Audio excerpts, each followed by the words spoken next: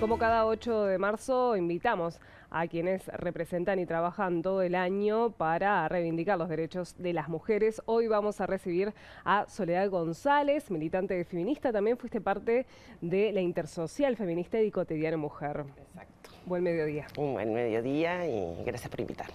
Bueno, ¿cuál es la realidad hoy? Estamos hablando de ahora de casi un 20% de brecha entre, de ingresos, ¿no?, entre hombres y mujeres.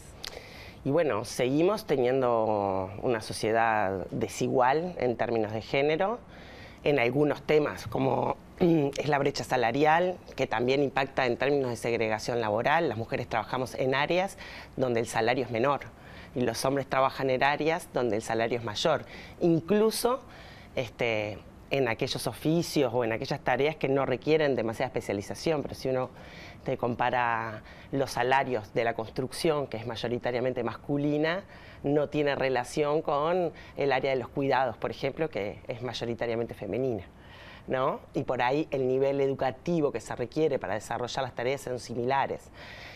Pero de cualquier manera yo creo que este país tiene dos graves problemas principales y uno es la participación política de las mujeres, donde tenemos un atraso enorme, muy grande, donde el Parlamento, a pesar de haber tenido 2 elecciones con la cuota electoral, no llegamos a tener 30% de mujeres, tenemos un 20 y poquito de mujeres ocupando bancas en el Parlamento.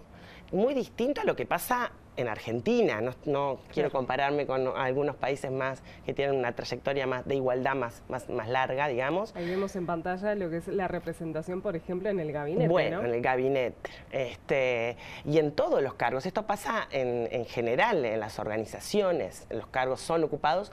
Y es una cosa que hay que estudiarla en profundidad, porque nosotros somos un país de avanzada, fuimos un país de avanzada en la región, por ejemplo, en la nueva agenda de derechos, pero sin embargo venimos muy atrás comparadas en la región con el acceso a la participación política, a ocupar cargos de gobierno, de parlamentarios, de representación sindical, de representación empresarial.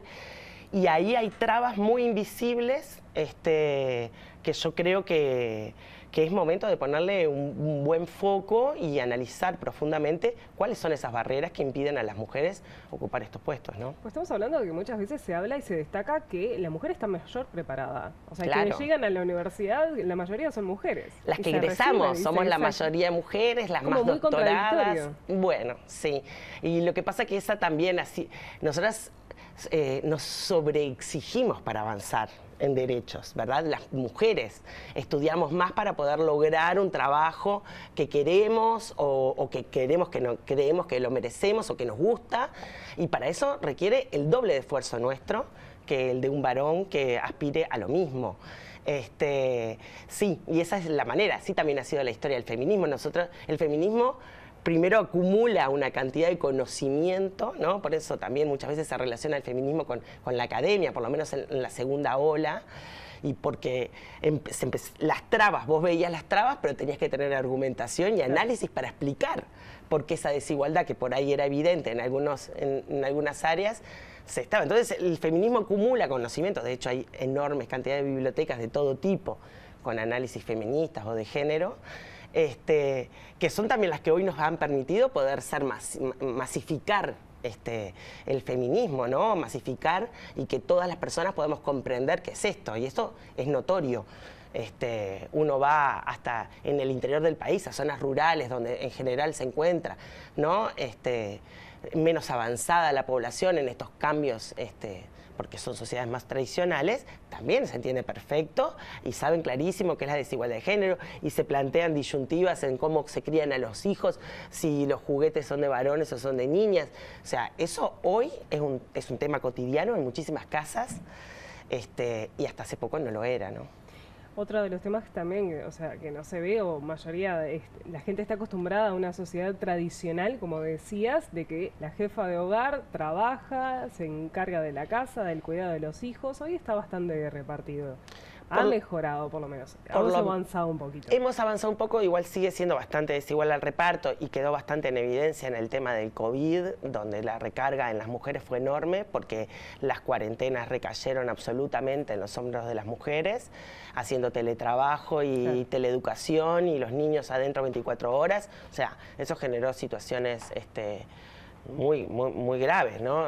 Además de sembrar o generar escenarios propicios a mayor violencia doméstica, ¿no?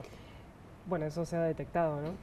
Eso se ha detectado, bueno, y ese es el otro gran problema que creo que tenemos como sociedad, ¿no? Tenemos en estos momentos en los que el gobierno habla de que hay una baja de delitos, el mismo gobierno dijo que no había bajado los delitos de violencia doméstica. Que era un debe, ¿no? ¿No? Bueno, pero te quiero decir, bajan los delitos, más allá de las explicaciones que haya para eso, pero el de las mujeres no bajó. Y sin embargo no es un tema no es un tema que preocupe, no ha generado ninguna medida de gobierno, de política pública para combatirlo. Seguimos reclamando presupuesto para la ley integral. Apenas se inauguró 1 o 2 de los juzgados que están comprometidos en el presupuesto nacional en el interior del país, pero estamos hablando que hay... fue en San Carlos. Pero estamos hablando que hay 18 departamentos en el país, ciudades, por supuesto, con necesidades de juzgados especializados, muchos más. Y estamos hablando que se instalaron 2 y se van a instalar 3. Es ínfimo ese avance. Entonces, se requiere como una voluntad política mayor y la voluntad política para combatir la violencia se demuestra en presupuesto. Hoy se realiza una marcha bastante particular porque también es en el marco de un paro de PIT-CNT. Sí. Sí, pero... Estamos en plena campaña para el referéndum. ¿Se repolitizó de alguna manera el 8M? ¿O ustedes no lo ven así? Creo que hubo una disputa, sí, hubo una disputa por qué pasaba en este 8 de marzo, donde hay la situación coyuntural del referéndum el 27 y donde varias feministas hemos propiciado el referéndum, o sea, podemos estar identificadas con las dos causas. Pero creo que no logró suceder eso. La verdad es que el movimiento feminista trasciende las organizaciones de trabajadores, los sindicatos, trasciende los partidos políticos. Es un movimiento transversal que ha llegado a los barrios, que hoy tenemos concentraciones en Flor de Maroñas, ahora a las 3 de la tarde en Casaballe va a haber una marcha, además de las 6 de la tarde en 18 de julio. Y si miro desde las redes sociales hasta lo que pasa, no se logró imponer que hoy se dedicara este 8 de marzo a la campaña, sea del lado que estés, porque en realidad creo que ahí en eso todas las mujeres o todas las militantes feministas nos pusimos en una defensa muy seria de este día es nuestro y es para hablar de nuestras desigualdades, de las profundas desigualdades que sufrimos día a día. El referéndum puede dividirnos, en tanto habemos mujeres que tenemos opiniones distintas sobre esa ley, pero ese no es el problema que tenemos. O sea, para eso discutimos todo el resto del año, que hace más de un año que está el referéndum juntándose firmas primero y que viene hace meses en la campaña por el voto sí. No era necesario destinar este día a esa disputa política que es coyuntural. Queremos hablar de lo que no podemos hablar o no se nos da espacio en general en el resto del año para hablar. ¿Qué opinión tenés sobre la no concurrencia de la vicepresidenta de la República a la marcha por primera vez? Creo que es un error que que Beatriz Argimón no vaya a la marcha o no vaya a alguna marcha. Capaz que no quiere ir a la del centro, pero hay una cantidad de movilizaciones y en el interior del país, porque creo que tanto ella como otras mujeres que son parte del gobierno, son del oficialismo, militantes del oficialismo, tienen tanto derecho como nosotras, como las que no somos del oficialismo, a manifestarnos contra la desigualdad de género en este día, contra la violencia. O sea, yo en eso creo que ninguna mujer, ninguna de nosotras, y la incluyo a eso en ella, debemos de ceder el espacio que es nuestro. Y no se cede, o sea, nosotras salimos y creo que ellas debieron haber hecho lo mismo. ¿Existe alguna grieta en los grupos feministas? Existen bastante expuesto ahora. Existen diferentes feminismos, distintos, no todos articulamos ni coordinamos lo mismo, no todos planteamos lo mismo. También la masificación... Pasaste por 2 organizaciones, me refiero que podés hablar con propiedad, de Cotidiano Mujer, la Intersocial, y ahora pasé por una, porque en realidad yo era representante de la Intersocial Feminismo de Cotidiano Mujer, porque la Intersocial es una articulación de organizaciones, no se milita sola, individualmente allí. No, pero sí diálogo con una cantidad de compañeras, sin ir más lejos. En lo que quedó expuesto en este debate interno en el PIT-CNT es que dentro del PIT-CNT hay 2 visiones. Claro. Hay 2 posiciones de trabajadoras sobre lo que debió ser el 8 de marzo. O sea, por supuesto, nosotros no somos un grupo homogéneo y yo creo que esa es una fortaleza y no una debilidad. O sea, que no todas pensemos igual, que algunas hagamos foco en unos temas, que otras hagan foco en otros, que además todas tenemos terreno que pelear en nuestro entorno, en el que sea periodista, política. Entonces me parece que sumamos desde nuestras visiones y bueno, y en el medio iremos construyendo acuerdos puntuales o más de largo plazo. Para terminar, ¿algún mensaje en este día de 8M?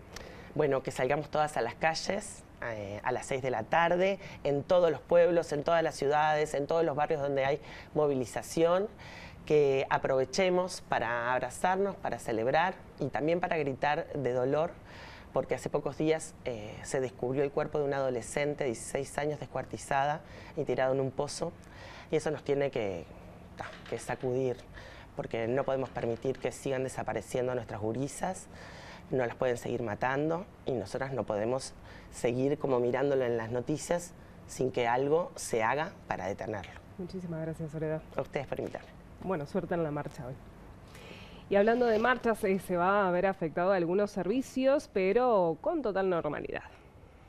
Transporte de pasajeros, los sindicatos adhirieron a la medida, pero no están deteniendo sus actividades, por lo que los servicios se están ofreciendo con normalidad, según informó la Unión Nacional de Trabajadores del Transporte. En los bancos privados de Montevideo hay paro general parcial desde la hora 16:30, por lo que la atención al público será normal hasta esa hora. Y en los bancos oficiales, AEBU convocó a las mujeres que quieran hacerlo a adherirse al paro, pero no es obligatorio. Las sucursales estarán abiertas al público durante todo el día en el horario habitual. En el interior del país, la dinámica de la participación en el paro queda sujeta a lo que resuelva cada plenario departamental. En la salud pública y privada, los funcionarios paralizan sus actividades, pero se dispondrá de guardias para el funcionamiento de los servicios de urgencia y emergencia. En tanto, la Federación Médica del Interior resolvió no sumarse a la paralización. Argumentan que Uruguay se mantiene en emergencia sanitaria y que la medida quita fuerza a la celebración del Día Internacional de la Mujer. Dentro de la Confederación de Organizaciones de Funcionarios del Estado, COFE, los sindicatos mayoritarios convocaron a paralizar a todos los funcionarios. En la enseñanza, los sindicatos también adhieren a la medida y la asistencia de docentes a los distintos centros de educación inicial,